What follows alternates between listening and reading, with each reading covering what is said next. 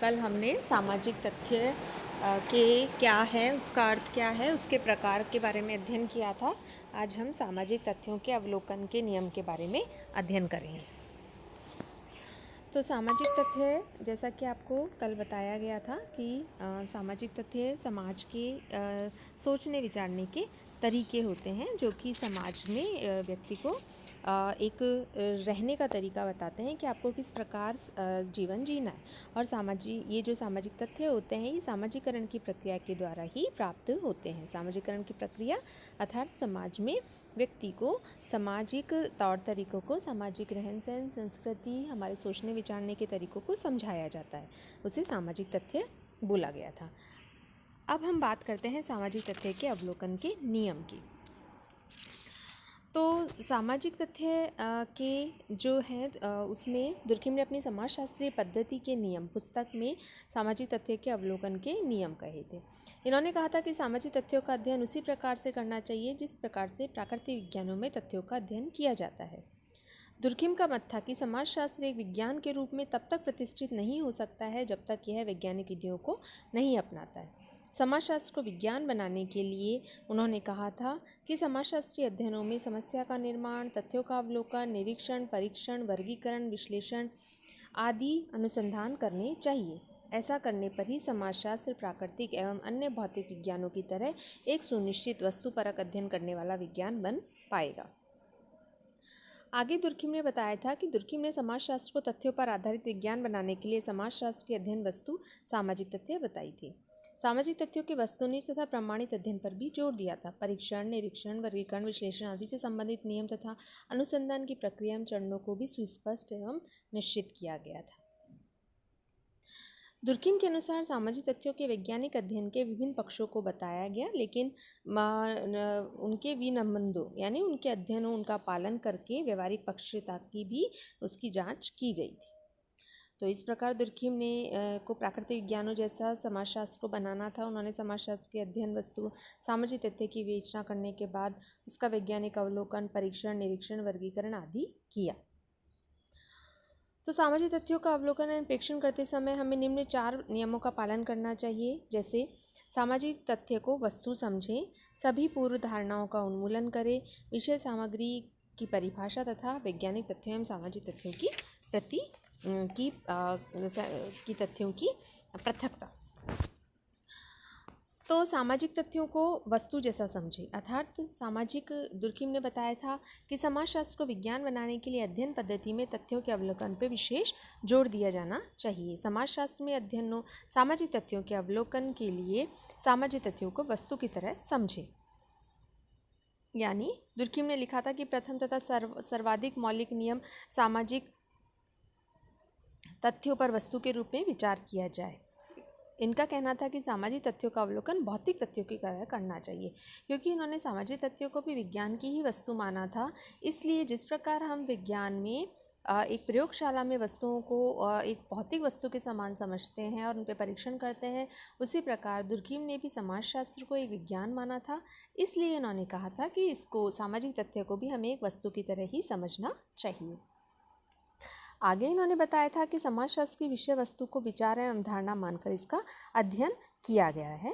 Robert we रिस्टीड ने कहा था कि दुर्खिम के समय तक समाजशास्त्र वस्तुओं की अपेक्षा अवधारणाओं से संबंधित रहा है। दुर्खिम का मत है कि जब तक समाजशास्त्री समाजशास्त्र की अध्ययन सामग्री का अध्ययन विचार तथा अवधारणा मानकर करेगा, तब तक वह वस्तुपरक अध्ययन नहीं कर सकता है। तो इस प्रकार दुर्खिम ने सामाजिक तथ्यों को वस्तु मानकर अध्ययन करने का आग्रह किया था, जिससे अध्ययन वास्तविक एवं वस्तुपरक बन जाए और वैज्ञानिक विचारों एवं मानसिक क्रियाओं का प्रभाव समाप्त हो जाए। तो इस प्रकार ज्ञान के वे सभी विषय वस्तु जो केवल मानसिक क्रियाओं द्वारा ही नहीं माने जा सकते, बल्कि उनका मालूम करने के लिए हमें निरीक्षण एवं परीक्षण के द्वारा मस्तिष्क से बाहर के आंकड़े भी प्राप्त करने होंगे। तो इस प्रकार दुर्खिम ने इसमें यही बताया कि सामाजिक तथ्यों को मनोवैज्ञानिक तथ्यों की सहायता से नहीं समझना चाहिए, बल्कि सामाजिक तथ्यों का व्यक्तिगत चेतना से स्वतंत्र अस्तित्व रखकर अध्ययन करना चाहिए। दुर्खिम सामाजिक तथ्यों को व्यक्तिगत चेतना से स्वतंत्र मानते हैं, इसलिए उन्होंने सामाजिक तथ्य की 2 विशेषताओं बाह्यता एवं बाध्यता पर भी जोर दिया है। नेक्स्ट हम बात करते हैं सभी पूर्व धारणाओं का अवलोकन। तो इसके अंतर्गत बताया गया था कि अध्ययनकर्ता वैज्ञानिक तथा अध्ययन की वस्तु दोनों मानव होते हैं। जब वैज्ञानिक समाज तथा व्यक्तियों का अध्ययन करता है तो वैज्ञानिक मानव की स्वयं की पूर्व धारणाएं, संस्कृति, विश्वास, धर्म, मूल्य आदि होते हैं, तो वो बीच में आ जाते हैं। तो ये उसे सामाजिक अध्ययनों को निष्पक्ष एवं तटस्थ रूप से अध्ययन करने नहीं देते हैं। इन्होंने बताया था कि सामाजिक वैज्ञानिक अपनी संस्कृति, समाज तथा धारणाओं के संदर्भ में सामाजिक तथ्यों का अवलोकन, परीक्षण एवं विश्लेषण करता है, जो अवैज्ञानिक तथा पक्षपातपूर्ण होता है।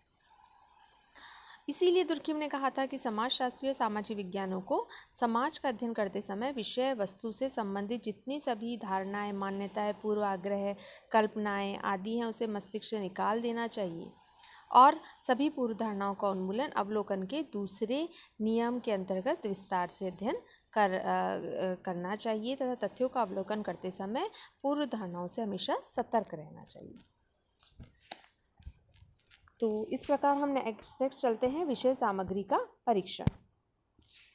दुर्खिम ने सामाजिक तथ्यों का अवलोकन के तीसरे तथ्य में बताया था कि जिस तथ्य या सामग्री का अवलोकन करना चाहता है उसकी सुस्पष्टता, स्पष्ट एवं सीमित परिभाषा देनी चाहिए, तभी वह वस्तुपरक एवं वैज्ञानिक अवलोकन कर पाएगा। दुर्खिम ने अपने नियम में बताया था कि समाजशास्त्री का प्रथम कार्य उन वस्तुओं को परिभाषा देना होता है जिनका वह अध्ययन करना चाहता है,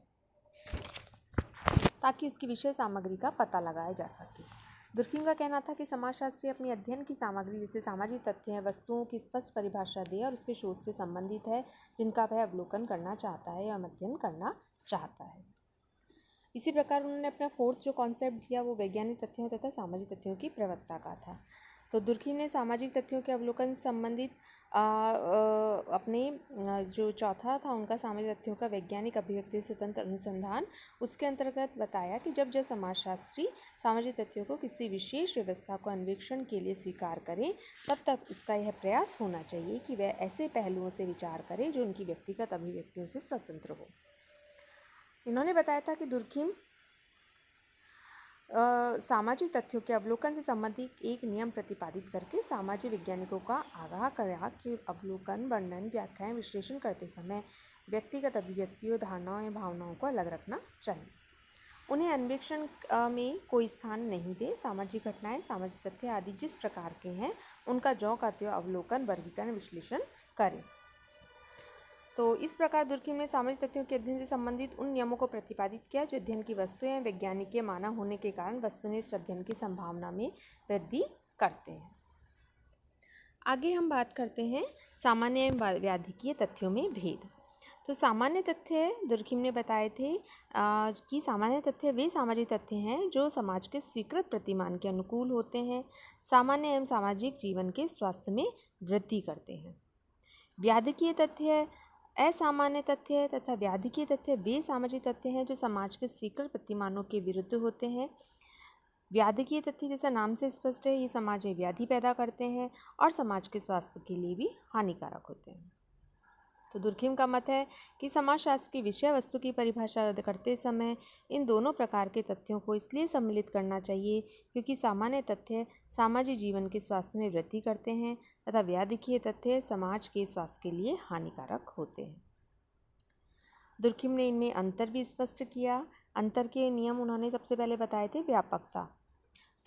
इनके अनुसार व्यापकता एक वैज्ञानिक मापदंड है। जो तथ्य समाज में व्यापक रूप से अधिकता से विद्यमान हो वे सामान्य तथ्य होते हैं। हम उन सामाजिक दशाओं को सामान्य कहेंगे जो सर्वाधिक व्यापक है और दूसरों को अस्वस्थ एवं अव्याधिपूर्ण है। उन सामान्य दशाओं को हम सामान्य कहेंगे जो सबसे अधिक व्याधिक है और दूसरी को हम अस्वस्थ या व्याधिपूर्ण कहेंगे। दूसरा है उपयोगिता। दुर्खिम ने व्यापकता, उपयोगिता एवं आवृत्ति के संबंध में भी संभावनाएं दी, जैसा कि उन्होंने बताया कि सामान्य तथ्य अधिक व्यापक होते हैं, सामान्य तथ्य अधिक उपयोगी होते हैं, कभी कभी प्रकट होने वाले व्यापकीय तथ्य कम उपयोगी होते हैं और यह आवश्यक नहीं कि जो तथ्य उपयोगी हो वो ही सामान्य तथ्य हो। तीसरा उन्होंने घटनाक्रम का नियम बताया था। इन्होंने बताया था कि सामान्य तथ्य की पुष्टि करना आवश्यक है। इसके लिए पूर्व में घटी हुई घटनाओं के निष्कर्ष के आधार पर सामान्य तथ्य को प्रमाणित करना चाहिए। तो इस प्रकार दुर्खिम का कहना था कि जो घटना किसी समाज में भूतकाल में घटी हो उस घटना के कारणों एवं परिस्थितियों का अन्वेषण करना चाहिए। पूर्व में घटी हुई घटनाओं के निष्कर्ष के आधार पर सामान्य तथ्य की पुष्टि करना अनिवार्य होता है। नेक्स्ट है समाज के विकास के आधार। इस नियम के अंतर्गत जिस समाज में सामाजिक तथ्य विद्यमान है उस समाज का विकास कितना हुआ है। तो दुर्खिम का कथन है कि एक सामाजिक तथ्य किसी विशिष्ट समाज के विकास के विशिष्ट स्तर से संबंधित होता है। जब कोई तथ्य समाज के विकास के स्तर के अनुरूप होता है तो वह सामान्य है और अगर वह नहीं है उसके अनुकूल तो वह व्याधिकीय तथ्य है। तो इस प्रकार दुर्खिम ने सामान्य तथ्य जो व्याधिकीय तथ्यों में भेद करा। नेक्स्ट क्लास में हम सामाजिक तथ्यों के प्रकारों के वर्गीकरण यानी समाज के कितने प्रकार हैं, सरल समाज, बहुखंडीय समाज, मिश्रित समाज, दोहरे मिश्रित समाज, इन सब का कल अध्ययन करते हैं। धन्यवाद।